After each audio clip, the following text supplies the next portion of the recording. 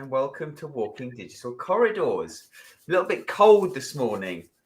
Had an ice bath, 3 minutes in the ice bath, and it's raining and it's grey, and it just felt worse, I think, because it's grey and raining. Now I can't warm up. Anyway, welcome. Today's discussion is about rethinking the role of the BDR in 2024. I don't know about you, but we certainly saw a shift in the feeling towards the role, what was happening to many sales people, not just BDRs, redundancies left, right, and centre. In fact, I've spoken to 3 BDR leaders in the last week, 2 of which have been made redundant. And so, without further ado, Jordan, Jensen, do you want to say a few words, introduce yourself, and then we'll kick the discussion off? Age before beauty. Go on. You go first. Good morning. I am Jordan Abbott, aka the Sales Poet. I'm currently a business development manager by title at the ISP, but the role's more of a hybrid sort of full cycle sales role. Hail, Jensen Abbott. I was going to joke around and say also known as Gem and M after my latest rap video. Jensen Abbott, BDR at content.ai, and it's a pleasure to be here today. And what a good rap video it was. Anybody that wants to have a look, can't speak this morning. Wait a minute, it's because I'm so cold. I've got the office. Look at my fingers. I can't, feeling in them. If anyone wants to check out Jensen's rap video, go to his LinkedIn profile.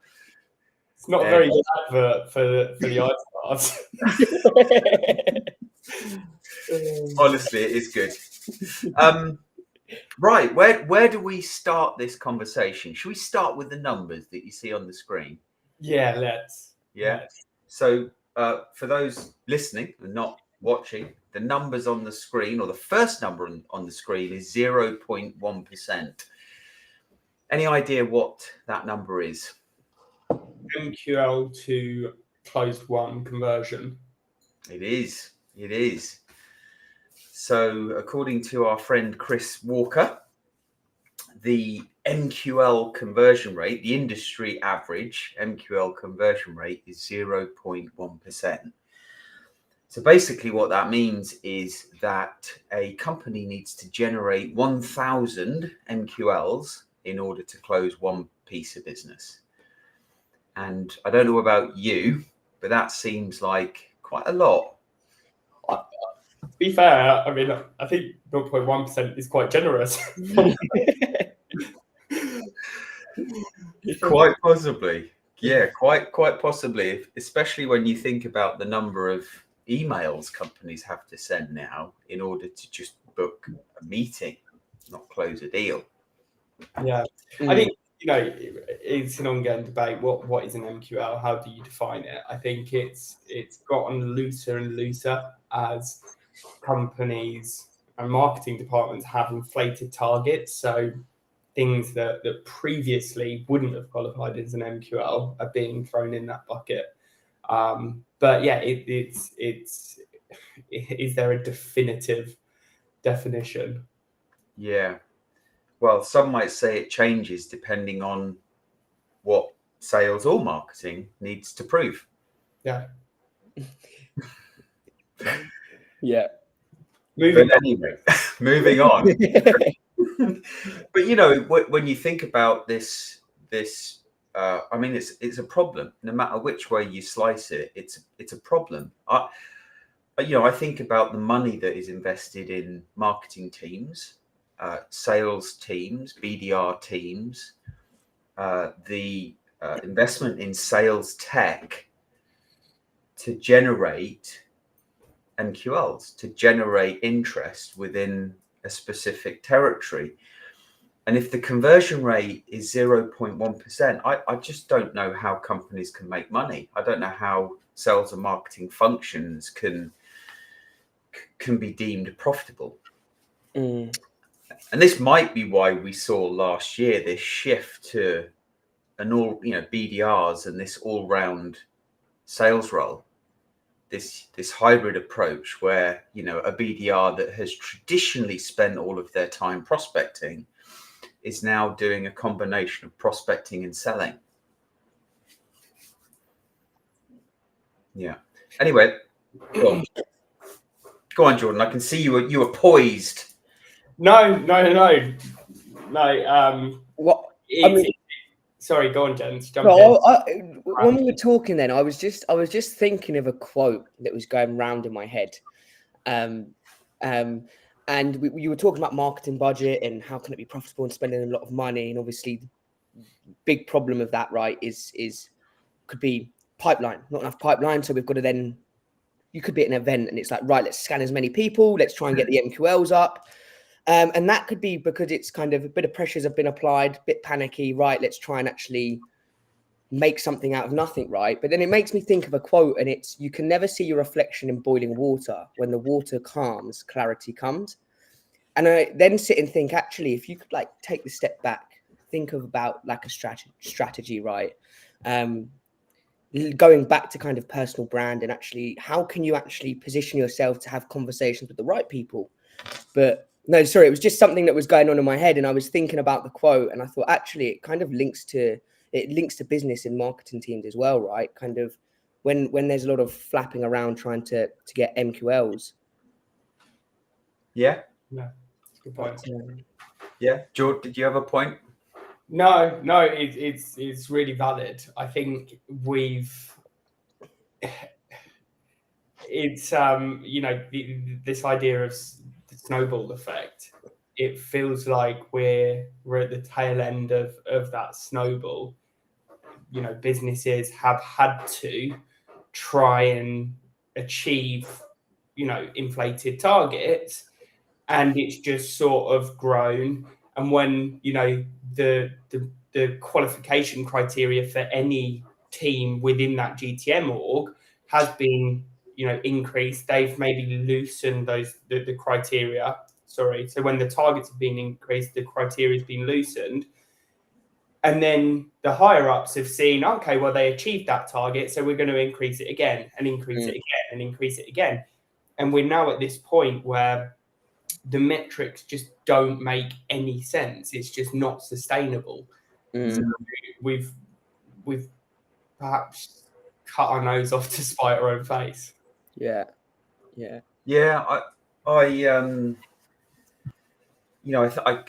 think about so what you're saying there, Jordan. I think about that pressure that starts off as positive pressure, and let's rally the troops. Let's get behind it. We've seen some success. Let's do more of that, until it reaches that point where it just isn't working, or the performance is petering off and even declining. And we all know that the pipeline and revenue is based on relationships, and it's based on a level of trust that one creates with their target audience. No deals are done unless your buyer knows you, likes you, and trusts you.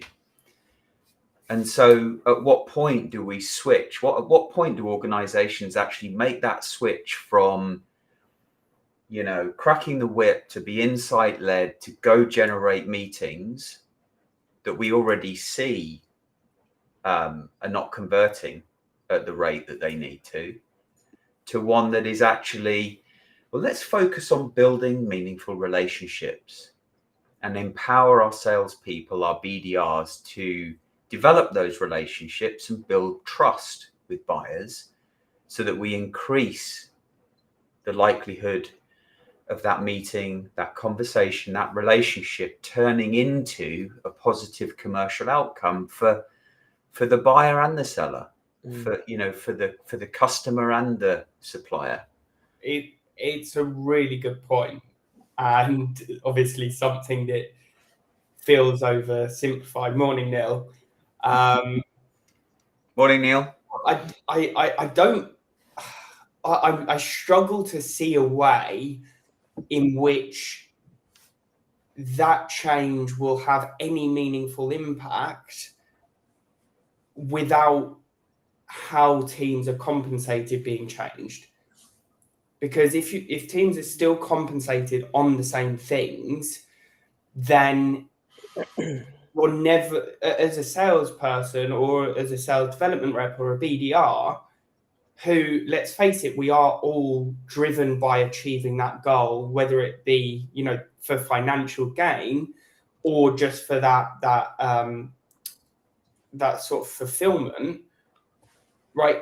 If we are compensated and targeted on 30 new conversations, 30, whatever it may be, we're going to do whatever we can to achieve that target. So unless the business changes the way it compensates their people more in line with that biocentricity, I don't think we're really going to make any meaningful inroads there.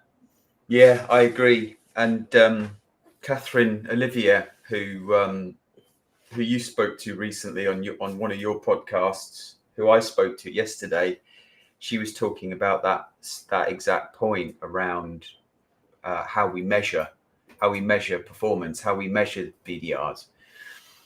And sorry, I'm really got swiped in the face there. Stop the cat tail from coming across. Apologies. Hey, if we can't bump up our numbers, maybe your cats can. Yeah. Bring her in, gents. Yeah. But yeah, no, I think it's a really interesting one. You know, measurement, I think, is a key. How we measure our BDRs is a key driver of behaviour.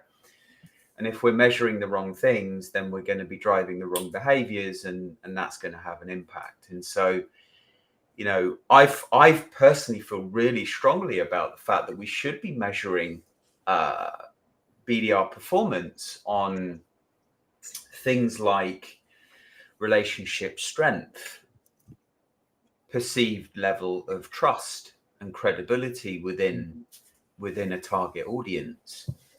On that note as well, right? I think doing that, it creates, well, first of all, it makes the BDR's life more enjoyable, right? Because you're actually getting conversations and having conversations, not just, and I don't just mean having commercial conversations, you're also finding out the pain points of the individual, right? If you're asking the right questions. So kind of going back to the directional questioning session we used a couple of weeks ago, right? It's more enjoyable for the BDR because they're able to have conversations. I think it's more enjoyable for the buyer as well, because they're not being pitch slapped, right? Here, there, and everywhere. And actually, you end up finding you learn, or for my case, you learn more about the industry. You learn kind of more about the hurdles, pain points that they're facing, and maybe companies similar to them, right? So then actually it kind of gives you that nice you're having that nice conversation, which you can then use the directional questioning to take that conversation down a specific route. Yeah. I'm just going to put Neil's comment back up. It's in line with what we were just talking about. Conversion seems to be far more commercially driven now rather than relationship trust based. And, you know, I want to pose a question, you know, and let's have a territory in mind. Let's say there's a territory in mind. If BDRs had a level of trust between them and their target audience, how many more meetings do you think they would generate? 6.7x. Where did you get that number from? Well, that was my increase. Okay. After doing the social selling training, within a 6-month period, I went from 1.3% of people that I asked for calls actually accepting and showing up to 9%. Okay. So you've got the data to back it up.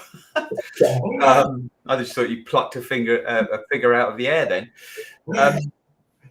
Yeah. Okay. There we go. There we have it. 6.7 times more number of meetings. Yeah.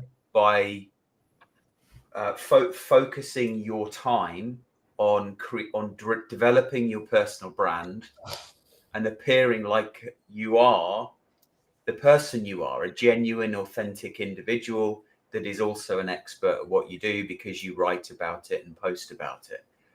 Yeah, indeed. So you do that because you've felt the success from it. You do that because you know it works. There are many sales reps, there are many BDRs in your position that haven't yet felt that, are being forced still to work in a different way.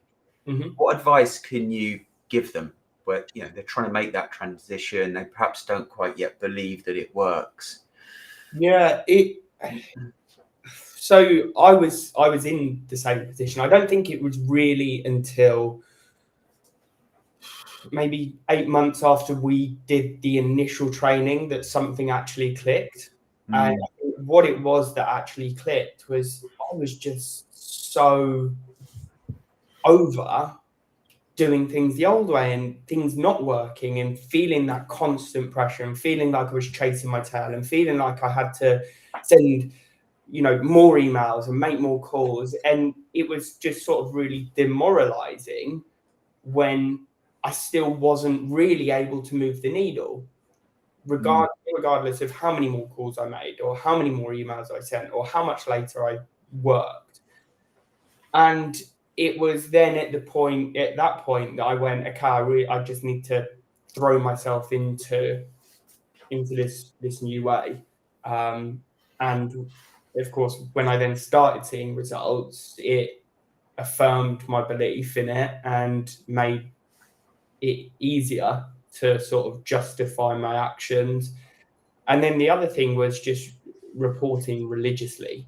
So defining what those key milestones are and measuring it and going over it with a fine-tooth comb to identify actually what benefits it's having. But then additionally, then you're able to see, okay, well, this week I got this many engagements and I got this many calls and I made this many comments. So how is that impacting the number of calls?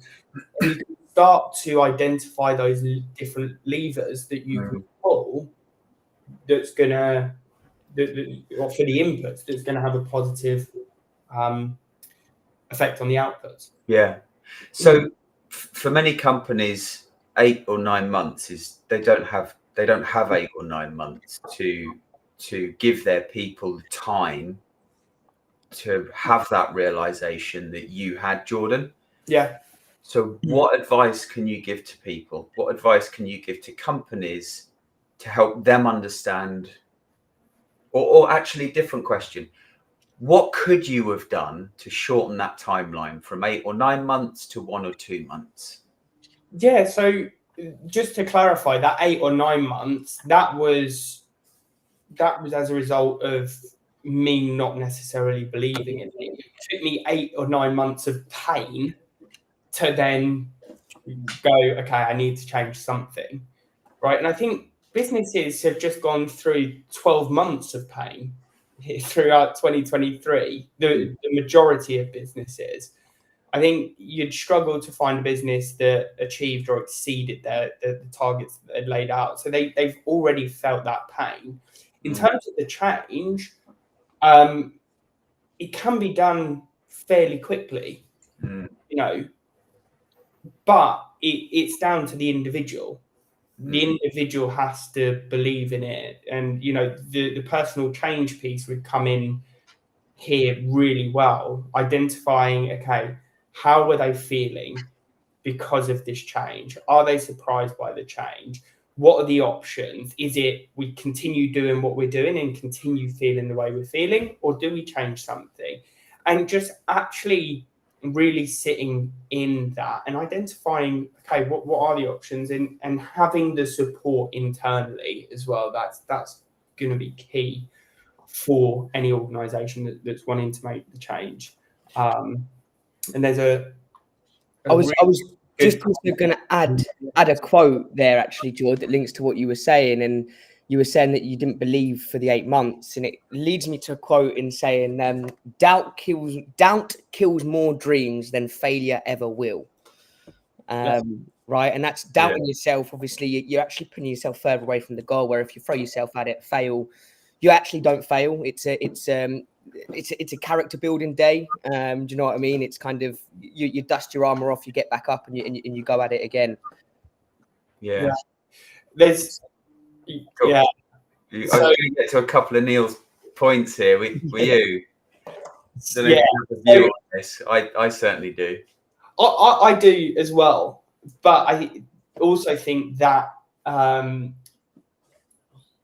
there needs to be a definition of personalization, because So the question is, just for those listening and not watching, do we think the personalized approach is more effective than scattergunning?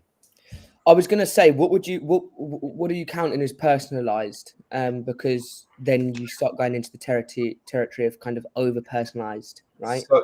So yeah, and I was delivering some training yesterday, some social selling training yesterday, and I spent 10 minutes talking to someone about the fact that and I'm not naming any names, but they wouldn't send a connection request to someone they didn't know unless they spent time doing the research. And the normal approach is to do extensive research and then send an email. And they're not getting the results that they need to. Surprise, surprise. Yeah. So I think there is this balance between pseudo personalized that can be high volume, copy paste, especially if you've got a buyer-centric profile and you're creating content regularly that's relevant to your target audience. They'll feel like you're personalized to them anyway. And then combine that with the the research based, okay, this is a primary stakeholder, I'm going to put a bit more effort in. Yeah, I completely agree. And to Neil's next comment, make yourself relevant to the buyer and their current issues. I think that's what's key. And the reason I say that is because we've sort of created a monster out of personalization, so much so that when buyers see that you've put that effort in to personalize, it's a red flag. It's okay, zone of resistance is up, this person's going to try and sell to me. Yeah. So I think the key is make yourself relevant to the buyer and their issues. Make yourself personable, make yourself approachable, right? And be curious as to the issues that the prospect is facing, and just start a conversation, in not a sales conversation. Just start a conversation, and then you can go from there. That's the key. Just start a conversation. Don't sell. And to your previous point, Meg, I think quite rightly says the scared so what plan comes to mind. So scared so what is a personal change methodology, one that we've had the benefit of being trained on.